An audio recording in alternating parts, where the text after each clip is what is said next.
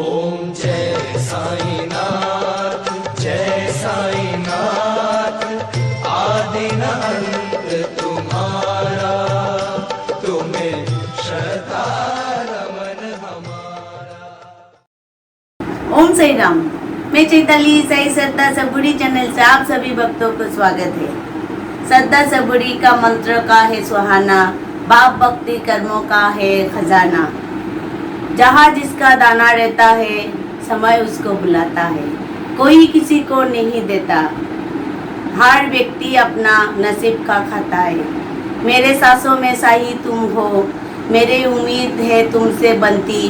मैं जब बुलाती हूँ तुम मेरे बात का इशारा करते हो, ये मुझे मालूम है बाबा। तुम तो मेरे बाबा हो, मेरे साईं बाबा। इसीलिए आप लोग हर रोज साई सच्चरित्र पाठ पढ़िए और इस चैनल के माध्यम से देखिए। तुमको कोटि कोटि प्रणाम। ओम साई राम। ओम साई राम। मैं सिलचर आसाम से हूँ, प्रणाली मित्र। फिर मुझे एक बार साई श्रद्धा सबुरी चैनल ने मुझे ये मौका दिया कि साई सच्चरित्र पढ़ने का। मैं उन लोगों की बहुत आभारी थी। ओम साई राम। आज मैं अध्याय 16 पढ़ने जा रही हूँ। शीघ्र ब्रह्म ज्ञान की प्राप्ति। ब्रह्म ज्ञान के यज्ञताए बाबा का उपदेश, बाबा का वैशिष्ट। इन दो अध्याय में एक धनाढ्य ने किस प्रकार साईं बाबा से शीघ्र ब्रह्म ज्ञान प्राप्त करना चाहता था, उसका वर्णन है।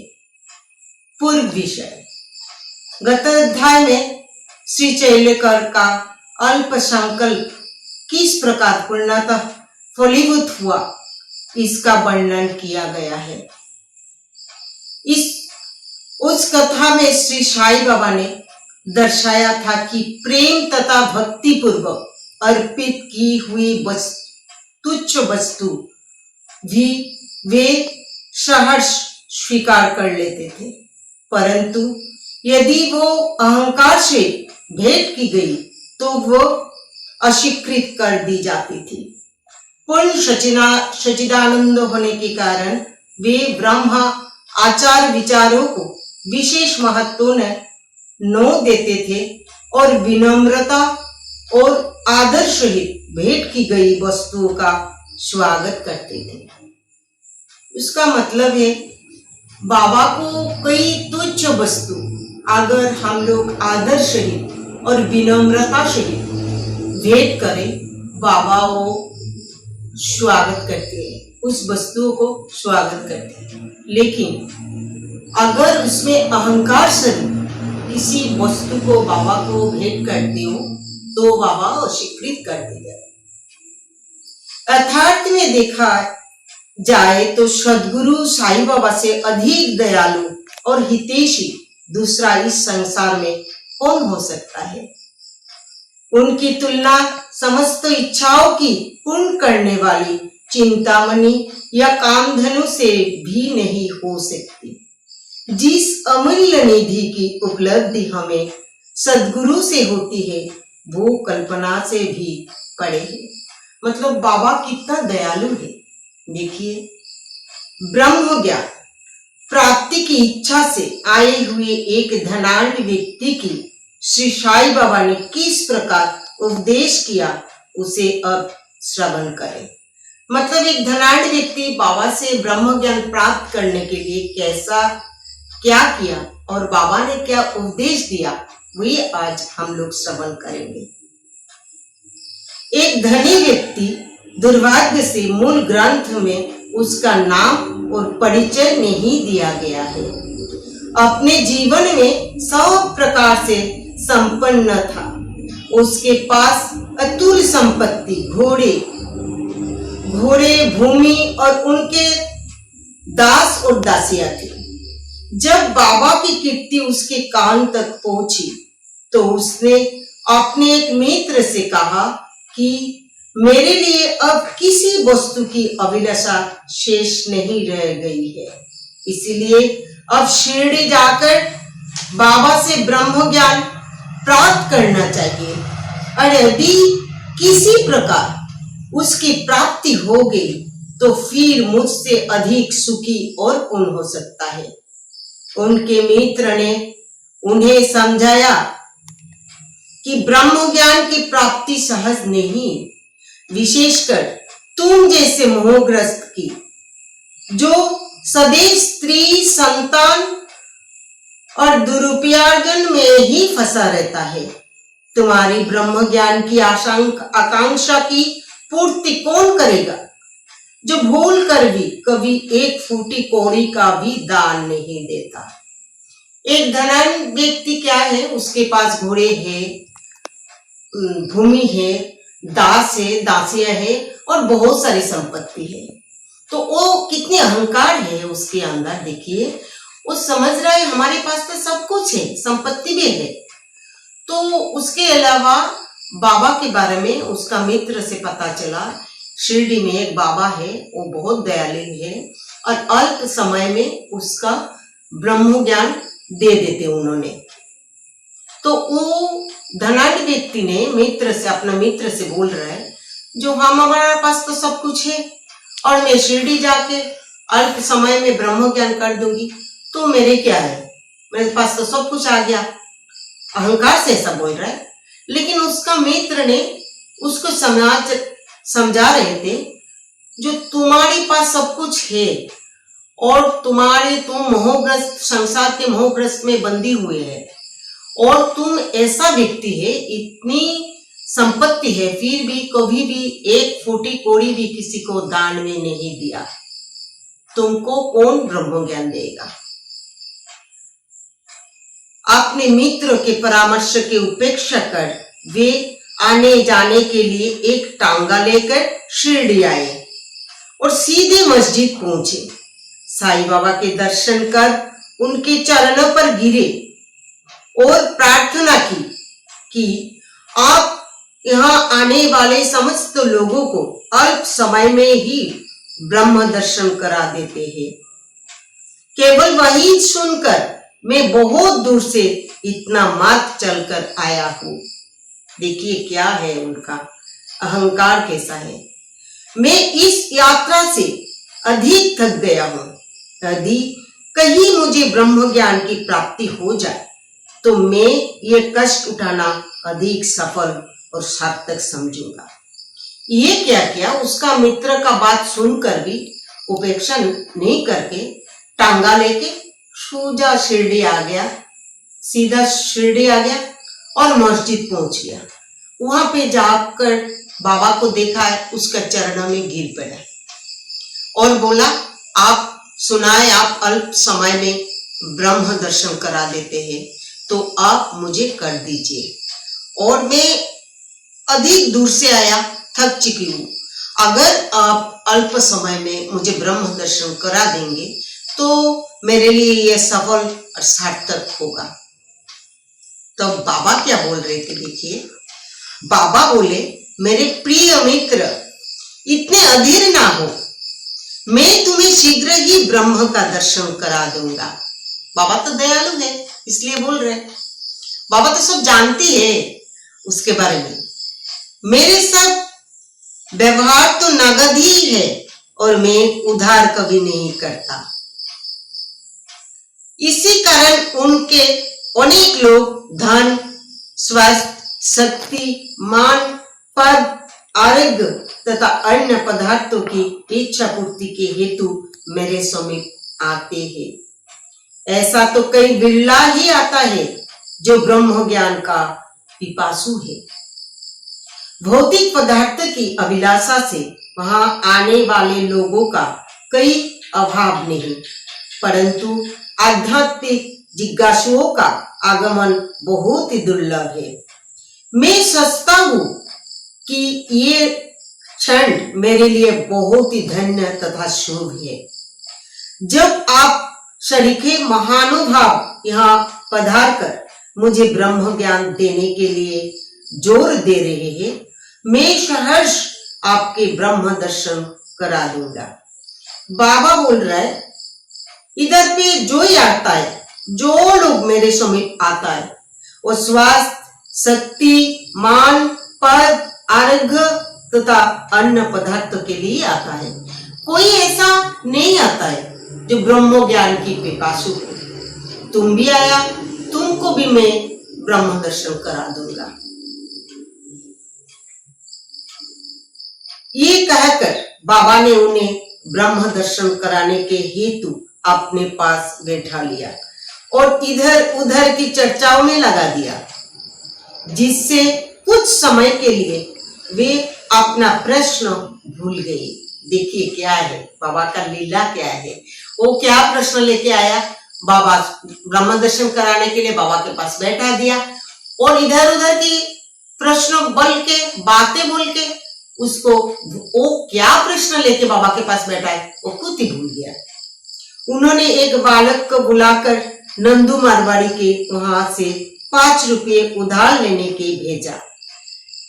लड़के ने वापस आकर बतलाया कि नंदू का तो कोई पता नहीं है और उसके घर पर ताला पड़ा है। फिर बाबा ने उसे दूसरे व्यापारी के यहाँ भेजा। इस बार भी लड़का रुपये लाने में असफल ही रहा।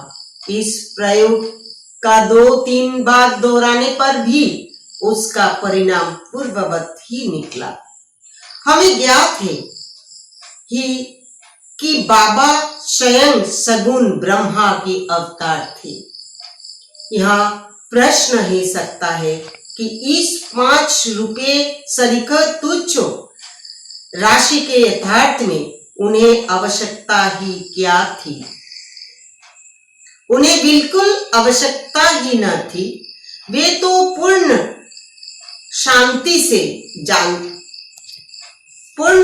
रीति से जानते होंगे कि नंदू घर पर नहीं है। ये नाटक तो उन्होंने केवल अन्वेषक के परिशार्थ ही रचा था। ब्रह्मा जिज्ञासु महाशय जी के पास नोटों की गड्डियां थी और यदि वो सचमुच ही ब्रह्म ज्ञान की आकांक्षी होते तो इतने समय तक शांत ना बैठते।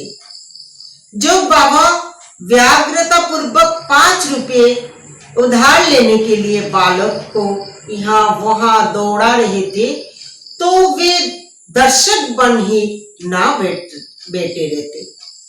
वे जानते थे कि बाबा अपने वचन पूर्ण कर ऋण अवश्य चुकाएंगे।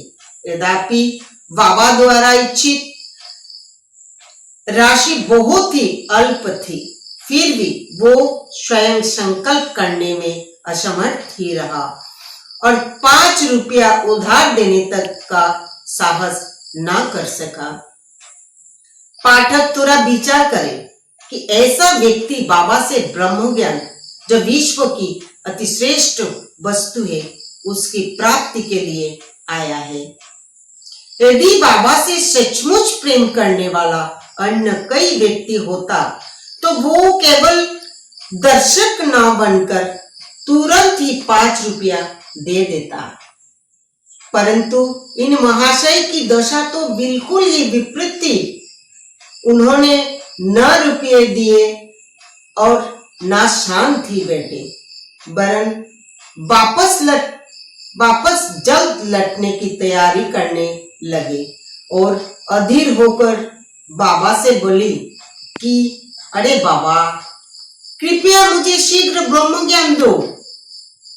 बाबा ने उत्तर दिया कि मेरे प्यारे मित्र, क्या इस नाटक से तुम्हारी समझ में कुछ नहीं आया? देखिए बाबा का क्या लीला है। मैं तुम्हें ब्रह्म दर्शन कराने के ही तो प्रयत्न कर रहा था। संक्षेप में तात्पर्य यह है कि ब्रह्म का दर्शन करने के लिए 5 वस्तुओं का त्याग करना पड़ता है। ये ब्रह्म दर्शन करने के लिए थोड़ी आया है, क्योंकि वो तो अहंकारी है, बहुत अहंकार लेके बाबा के पास आया है। 5 रुपया के लिए बाबा इधर उधर दौड़ा रहे थे उस लड़का को, लेकिन उसका पास इतना रुपया थे, फिर भी बाबा को 1 फूटी कौड़ी भी नहीं दे रहा है। फिर भी बोल रहा है बाबा जल्दी करो, मुझे तो लौटने का समय आ गया, मैं वापस जाऊंगी। बाबा बोल रहे अरे इतना नाटक तुम्हारी समझ में नहीं आ रहा है, क्यों ऐसा नाटक चल रहा है? तुमको तो ब्रह्म दर्शन कराने के लिए तो मैं बैठा हूं ना, तुमको बैठाया भी इधर, लेकिन ब्रह्म दर्शन कराने के लिए 5 वस्तुओं का त्याग करना पड़ता है, वो तुम कर सकोगे? तो वो आश्चर्यित होके बाबा का इधर देख रहा है, क्या है ये 5 वस्तु? तो बाबा बोल रहे थे 5 वस्तु में पहला 5 प्राण, दूसरा 5 इंद्रिया, तीसरा मन, चौथा बुद्धि तथा 5वां अहंकार। ये हुआ ब्रह्म ज्ञान। बाबा तो बोल रहे थे उसको। आत्मानुभूति का मार्ग भी उसी प्रकार है जिस प्रकार तलवार की धार पर चलना। श्री साईं बाबा ने फिर इस विषय पर विस्तृत वक्तव्य दिया, जिसका सारांश ये है। ब्रह्म ज्ञान या आत्मानुभूति की योग्यताएं। सामान्य मनुष्यों को प्राय अपने जीवन काल में ब्रह्म के दर्शन नहीं होते। उसकी प्राप्ति के लिए कुछ योग्यताएं का भी होना नितांत आवश्यक है। मुमुक्षुत्व, मुक्ति का तीव्र उत्कंठा। जो सोचता है कि मैं बंधन में हूं और इस बंधन से मुक्त होना चाहिए, तो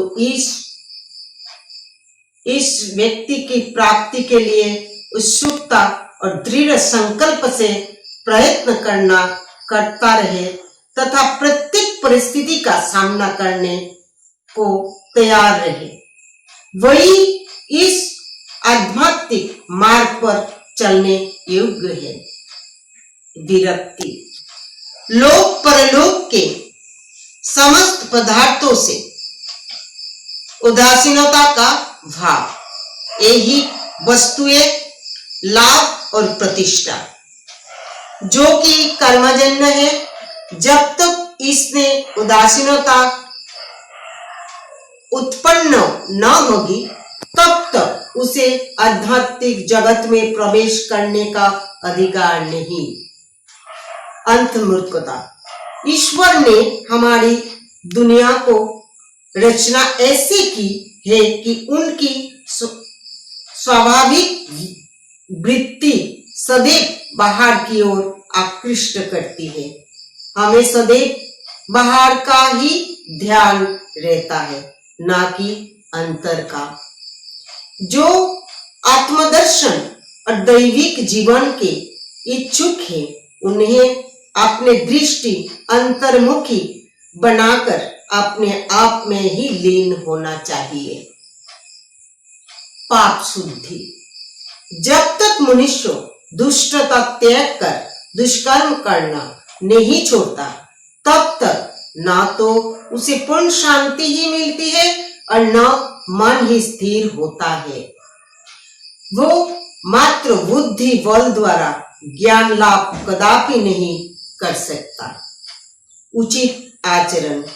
जब तक मनुष्य सत्यवादी, त्यागी और अंतर्मुखी बनकर ब्रह्मचर्य व्रत का पालन करते हुए जीवन व्यतीत नहीं करता, तब तक उसे आत्मोपलब्धि संभव नहीं।